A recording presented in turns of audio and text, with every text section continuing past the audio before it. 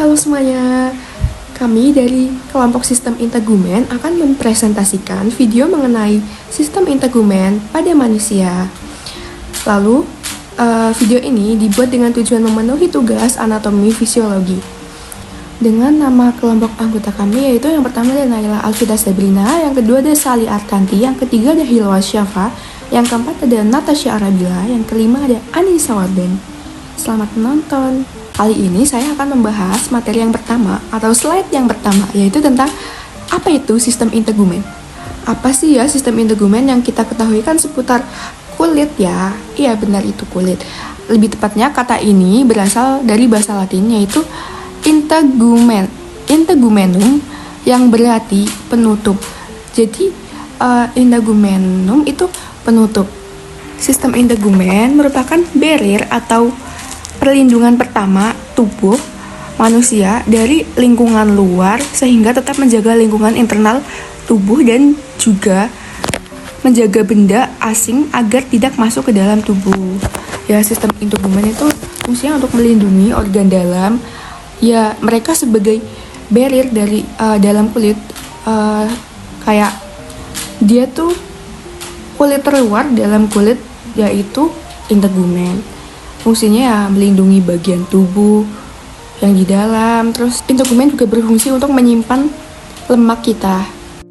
Baik, saya akan menerangkan bagian-bagian dari sistem integumen beserta fungsinya. Yang pertama ada kelenjar keringat, di mana fungsinya untuk mengatur suhu tubuh pada tubuh kita. Lalu yang kedua ada rambut. Rambut letaknya di sini ya.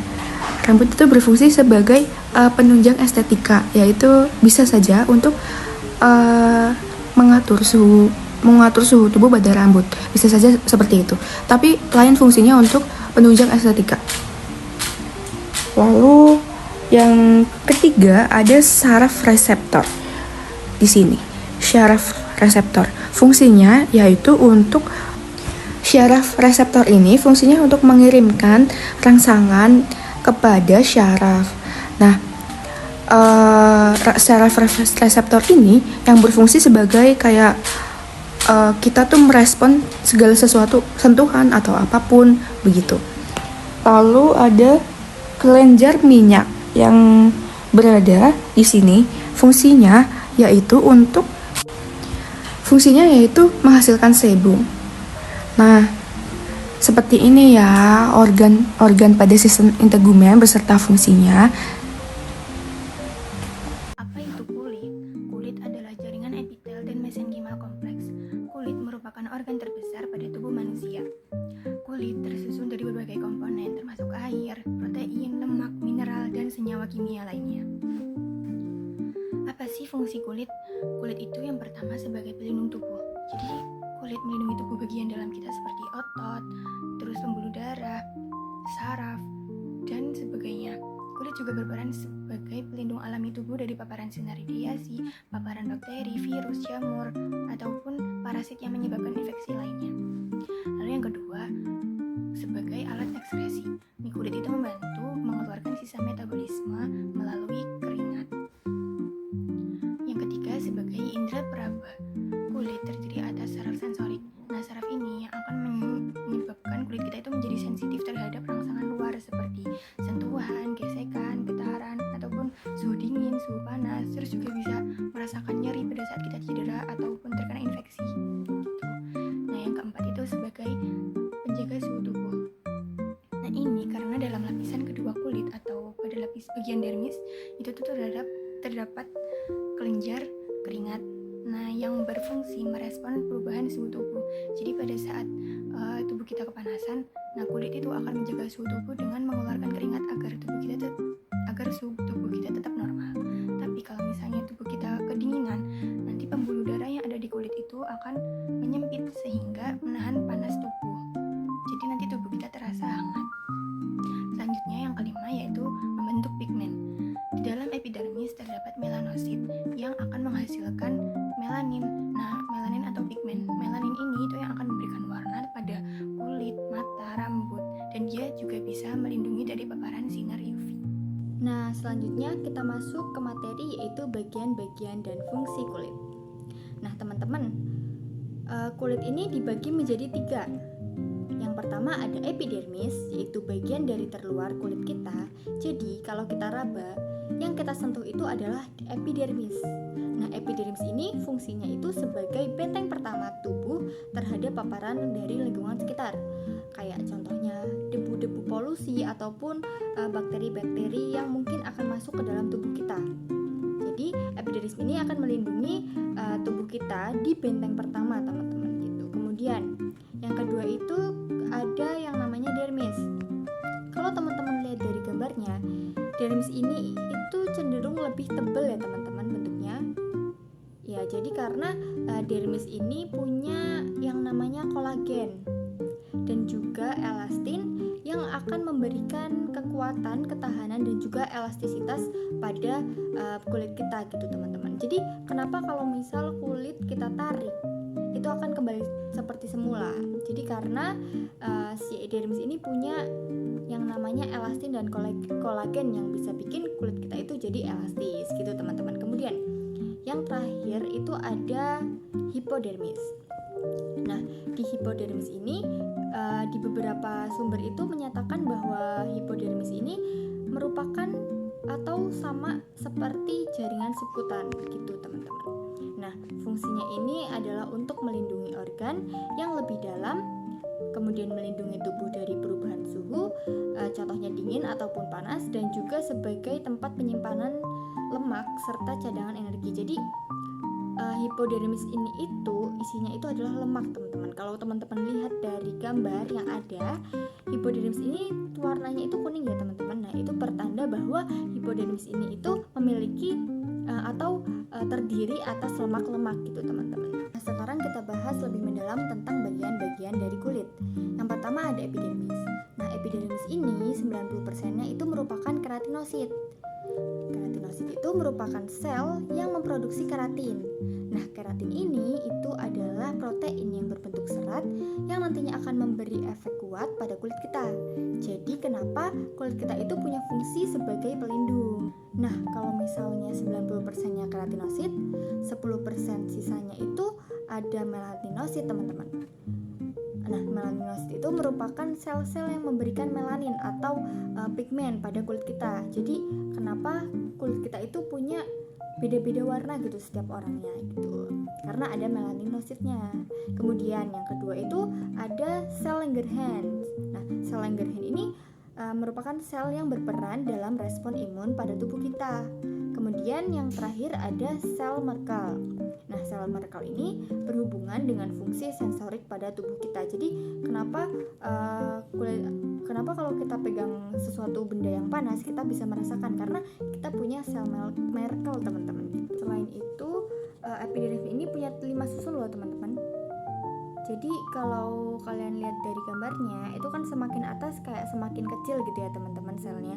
Nah, jadi kalau semakin atas selnya itu merupakan sel mati. Jadi semakin atas itu selnya itu semakin tua atau semakin mati selnya gitu teman-teman. Jadi kalau sel atas itu merupakan sel yang bawah yang berpindah ke atas karena sudah menua, kemudian nanti akan mengelupas gitu teman-teman. Jadi kalau kalian habis bangun tidur itu biasanya sel-sel yang paling atas, sel-sel pada kulit kita itu biasanya udah mengelupas gitu secara alami gitu teman-teman. Nah, kita bahas dari yang pertama dulu ya teman-teman, yang paling bawah, yaitu ada stratum basale. Basale itu artinya bawah. Jadi stratum basale itu ya merupakan stratum yang paling bawah atau lapisan yang paling bawah gitu. Nah, selnya ini dia itu masih muda, masih segar dan juga masih kaya akan organel. Jadi dia itu karena masih dekat dengan dermis, dia itu dekat dengan pembuluh darah yang memberikan oksigen dan nutrisi untuk hidup. Jadi semakin tua, semakin jauh dengan dermis, itu akan semakin mati karena supply dari oksigennya sendiri itu semakin berkurang gitu teman-teman. Kemudian di sel atau di stratum basale ini juga selnya itu masih gemuk. Bentuknya itu ada kobidal dan juga kolumnar atau tidak gepeng gitulah teman-teman istilahnya. Nah, kemudian di stratum basale juga keratinnya sedikit dan juga ada stem cell teman-teman. Nah, stem cell ini itu merupakan sel bayi yang memiliki fungsi yang belum memiliki fungsi tertentu. Jadi stem cell ini akan membelah terus-menerus menjadi keratinosit gitu. Jadi stem cell ini ya stem cell bayi yang nantinya akan membelah, kemudian berubah menjadi atau kemudian berkembang menjadi keratinosit gitu teman-teman. Kemudian di lapisan kedua atau atasnya basal itu ada stratum spinosum. Nah, sel itu di sini itu masih hidup teman-teman, cuman tidak sesegar dari stratum sebelumnya atau stratum basale gitu. Dan di sini juga kalau kalian lihat dari gambarnya itu mulai agak gepeng-gepeng gitu ya teman-teman stratumnya. Nah, kemampuan membelah dari sel-sel ini juga sudah mulai berkurang teman-teman, karena ya tenaganya mungkin sudah tidak sekuat yang bayi-bayi ya, seperti kita gitu teman-teman. Kalau misal kita anak yang masih 10 tahun dibandingkan dengan nenek-nenek yang sudah berumur 70 tahun, itu pasti kecepatan berlarinya itu akan berbeda kan teman-teman gitu. Kemudian juga karena semakin atas dia itu kreatinnya itu semakin bertambah gitu. Nah, kemudian setelah stratum spinosum itu atasnya adalah stratum granulosum. Nah, di sini itu merupakan perbatasan sel mati dan sel hidup. Jadi stratum granulosum ini merupakan perbatasan dari sel-sel yang hidup dan juga sel-sel yang mati. Nah, di sini juga terjadi yang namanya apoptosis, yaitu mati yang terprogram. Bukan karena penyakit, jadi ya sel-selnya itu sudah natural, dia akan mati gitu secara terprogram, bukan karena penyakit-penyakit tertentu gitu teman-teman. Dan kemudian ada stratum lucidum dan juga stratum corneum. Nah, di stratum lucidum dan corneum ini sama-sama sifatnya itu hampir sama atau bahkan bisa dibilang sama gitu teman-teman. Cuma bedanya adalah kalau misal lucidum ini tergantung tempatnya, karena stratum lucidum ini nggak kadang sih. Jadi stratum lucidum ini hanya ditemukan di daerah yang sering mengalami friksi atau gesekan. Contohnya itu seperti telapak tangan dan juga kemudian ada telapak kaki. Jadi itu kalau kita lihat telapak-telapak yang tebal itu merupakan stratum lucidum gitu teman-teman. Kecuali di tempat lainnya itu biasanya nggak ada stratum lucidumnya teman-teman gitu. Dan juga terus persamaannya dengan stratum corneum itu dia itu sama-sama tersusun atas sel mati. Kemudian bentuknya juga gepeng dan juga kaya akan keratin gitu. Jadi di stratum lucidum dan stratum corneum di sini itu sama sekali tidak ada tanda kehidupan dari sel-selnya gitu teman-teman. Kemudian kita masuk ke lapisan yang kedua adalah dermis.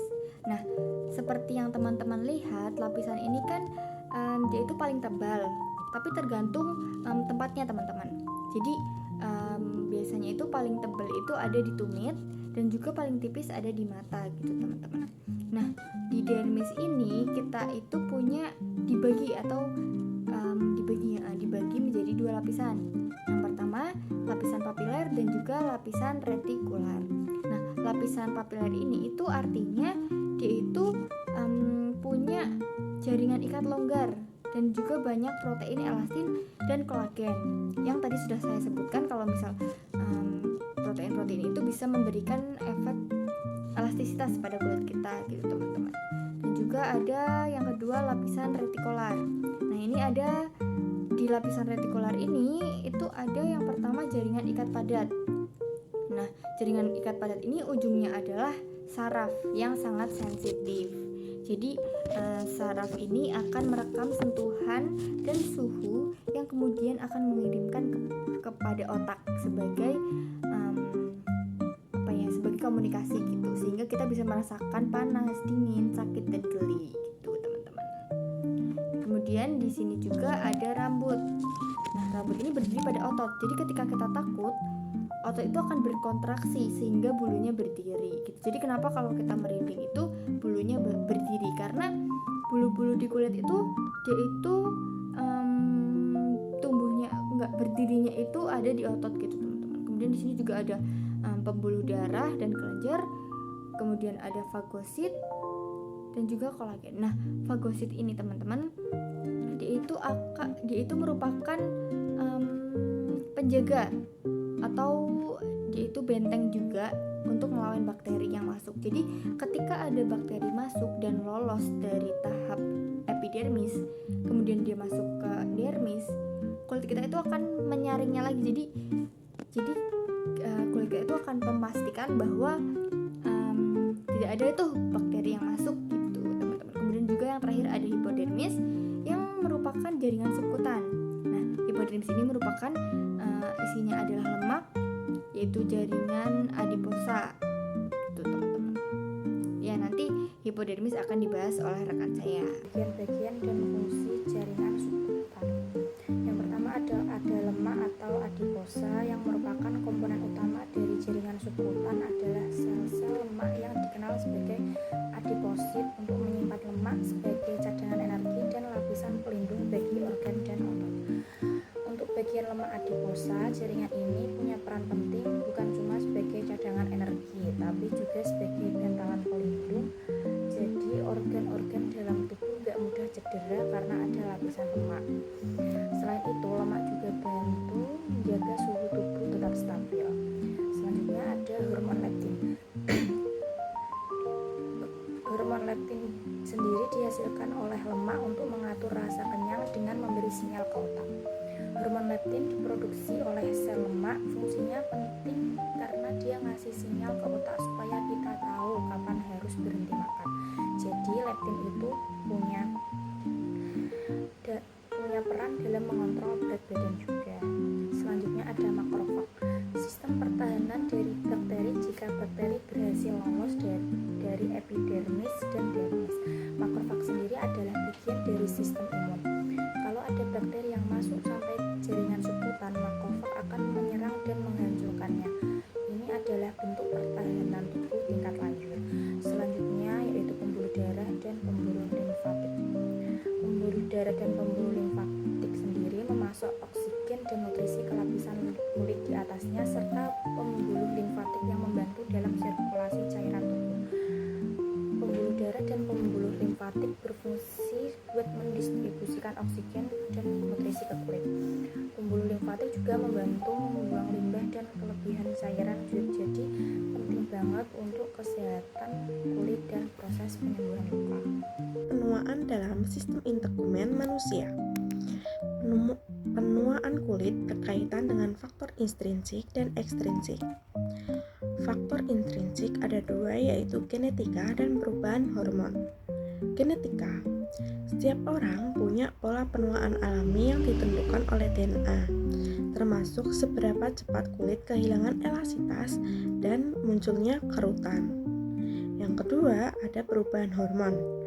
Penurunan hormon seperti estrogen dan testosteron seiringan usia bisa mempengaruhi kelembapan, kekencangan, dan ketebalan kulit. Selanjutnya ada faktor ekstrinsik. Yang pertama, paparan lingkungan. Terkena sinar UV terlalu sering bisa merusak kolagen dan menyebabkan penuaan dini, seperti munculnya flek dan keriput.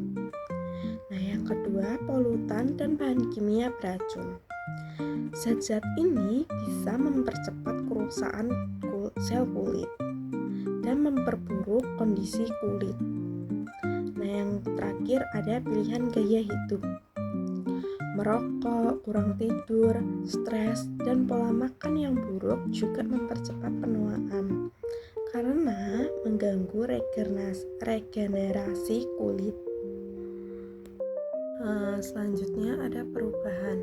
Beberapa perubahan yang terjadi ketika mengalami penuaan kulit. Yang pertama, penurunan kolagen dan elastin, sehingga kulit kehilangan kekuatan dan kelenturannya. Jadi kulit itu mulai kendor dan muncul garis halus. Yang kedua, ada penurunan kelembapan kulit. Oleh karena itu, produksi minyak alami kulit jadi berkurang. Jadi kulit terasa lebih kering dan kasar. Yang ketiga, ada penipisan lapisan epidermis. Akibatnya, lapisan kulit terluar makin menipis. bikin kulit kita jadi lebih sensitif dan gampang terluka. Yang keempat, ada perubahan pigmentasi kulit. Biasanya muncul bintik-bintik coklat atau flek hitam akibat paparan sinar matahari. Yang kelima, penyusutan kelenjar keringat. Ini membuat kita jadi kurang berkeringat, sehingga tubuh kita itu susah untuk menyesuaikan suhu. Nah, yang keenam itu perubahan rambut. Pada rambut kita bisa melihat perubahan seperti rontok, menipis, atau warna yang berubah jadi putih atau abu-abu. Nah, yang terakhir itu ada munculnya keriput dan garis halus. Ini merupakan tanda yang paling umum dari penuaan ya. Biasanya pertama tuh terlihat di sekitaran mata, mulut, dan dahi.